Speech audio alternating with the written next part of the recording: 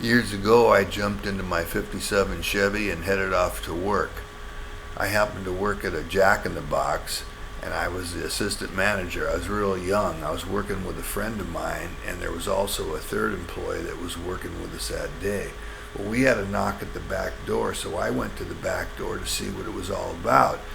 And the guy on the other side of the door said, "Is Don there?" Well, we had a Don working there, so I opened the door to let him know that Don wasn't there that day, and this guy shoved a gun in my face. So inside he came.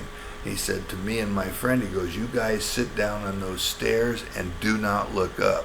Well, at one point I peeked up, and the guy turned around and he shoved the gun back in my face. He was messing with the cash register, and he says, "You and your buddy there, you guys go upstairs."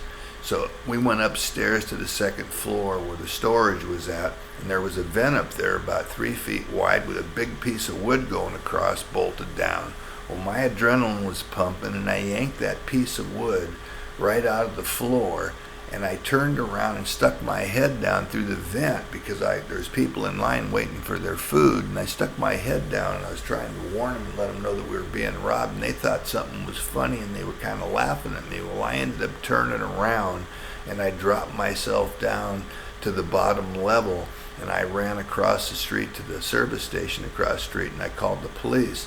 Well, it turned out the guy that robbed us was John Spinkelink, and years later that guy was put to death in the Florida electric chair for murder. So it was a real harrowing experience, especially after finding that out about John Spinkelink. If you like this video, please subscribe and like, and I'll post a lot more stories of things that have happened to me in the future.